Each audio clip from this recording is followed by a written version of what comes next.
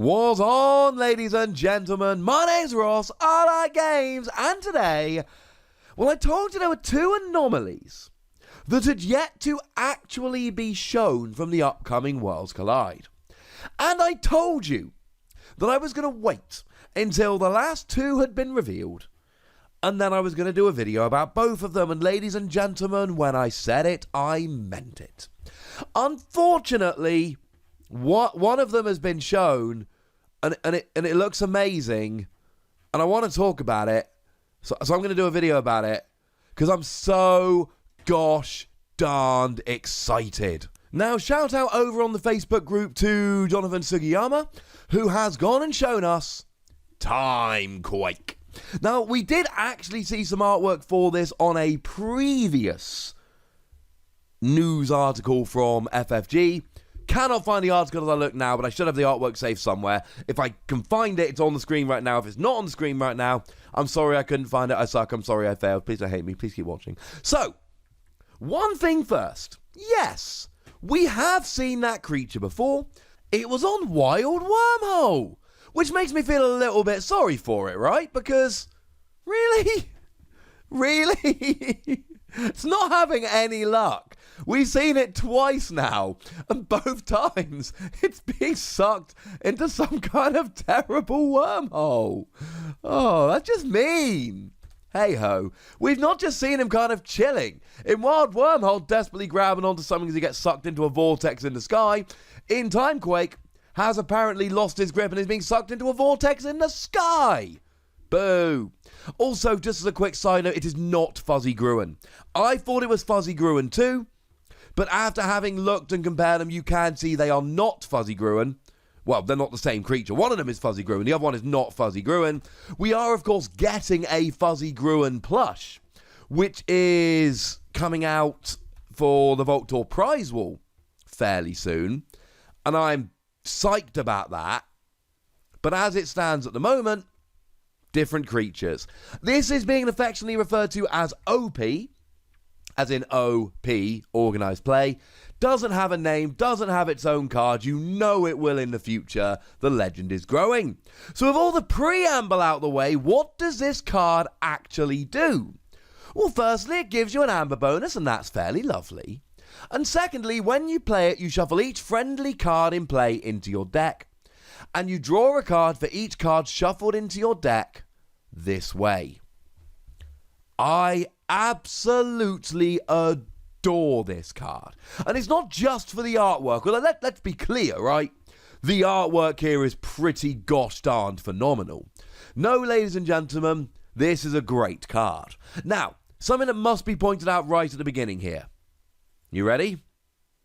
This is anything. Upgrades, creatures, artifacts, all of it goes back. And that's big, all right? That is genuinely big. Because what that means is you end up with a completely empty board. Now, if everything goes right, you end up with a completely empty board and a handful of cards that you can use. But remember that your creatures go down into play exhausted. Now, of course, you can get round this with a Dusk Witch, but Dusk Witch has Omega, so yeah. Maybe your opponent has played a Shadow of Dis, which we now know will get rid of Omega, but outside of that, you're not going to be doing any creatures. But of course, that's fine, because you can play this whenever you like. So if you've got creatures on the board, then you use them. You reap, or you fight, and then you play this. But what's even more phenomenal here is if you've got something like a coming into play ability, this gets so much better. So let's say you've got something like an Urchin. When you play Urchin down, you steal an Amber. Urchin then sits there as a 1-power creature with nothing else special once it's been played, other than elusive, I suppose. Play it down, steal an Amber, then when you play Timequake, it goes back into your deck. Or something like a Dust Pixie, whereby you play it down, you get the double Amber bonus, and then it goes back into your deck. Anything of a good playability, especially weaker things, You don't want them sitting on your board for very long. They're easy to take out. What you want is to play them down, take advantage of the play abilities, and then you play Timequake to shuffle them all back in. There are going to be plenty of situations where shuffling all your cards back in is actually a good thing. Play a bunch of upgrades for the Amber bonus, then shuffle them back in. Play a bunch of artifacts for the Amber bonus, then shuffle them right back in. That will be amazing. Especially if you've got a bunch of really good play abilities and you can use those play abilities and then immediately shuffle them back in to draw extra cards. That is phenomenal. But there will be other times when it's less phenomenal. There will be times where you've got something like a Grump Buggy. Again, I'm just using examples. We don't know what's going to turn up in what deck, etc. Just chucking examples out. Grump Buggy is a really good example here because while it's on the board, your opponent's keys cost +1 amber for each friendly creature with power 5 or higher. And your keys cost +1 amber for each enemy creature with power 5 or higher. The thing about Grump Buggy is you can be stopping your opponent forging turn after turn. We've seen plenty of games on stream from Vault Tours where a player just could not forge or ended up paying like 14 amber, no, I'm not exaggerating, to forge a key because a Grump Buggy was out. And if you put the Grump Buggy back, that's a pain. Now, if you put it back and then draw back into it, fine. You play it back down, you get the amber bonus, and then it's back down, and because it's a permanent skill, it starts working immediately. But that is something we do need to bear in mind here. You might be neutering yourself. We all aware of that? There are going to be some board states where you shuffle in a bunch of cards with amber bonus and play skills, and you are happy because you want to get them back out and play them again. But there are going to be other times you've got a battle line of 8 creatures that is really stopping your opponent keeping any creatures in play. Or you're going to have a bunch of artifacts stopping your opponent. I mean, we saw somebody on stream a little while ago that had an Iron Obelisk and a Grump Buggy and a pile of skulls. Iron Obelisk means your opponent's keys cost +1 amber for each friendly damaged Brobnar creature, and Pile of Skulls means every time an enemy creature is destroyed during your turn, a friendly creature captures an amber. The combination of those 3 together, you don't want to give that up. So there will be board states where you don't want to play Timequake. Outside of that, I think it's over the top phenomenal, but some board states will make you not want to play it.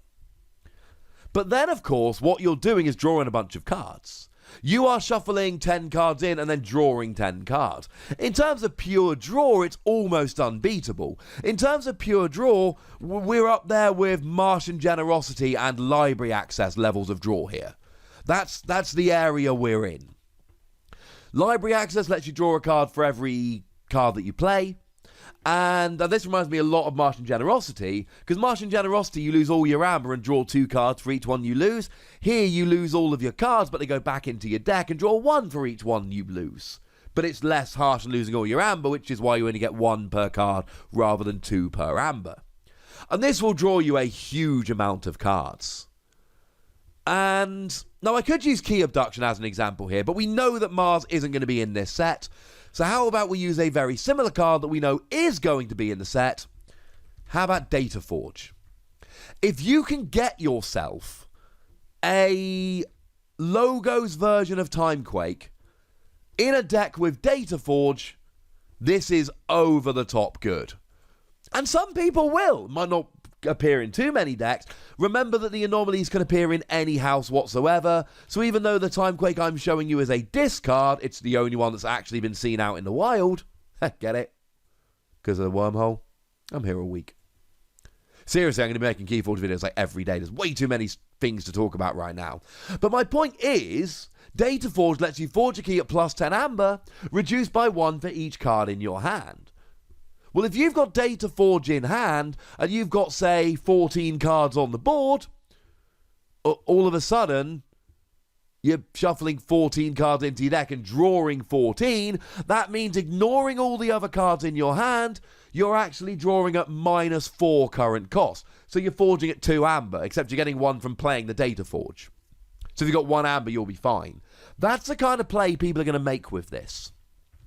Now, there's going to be other less headline grabbing plays. There are going to be times where you've just draw into 8 cards of amber bonus and then you got loads of amber.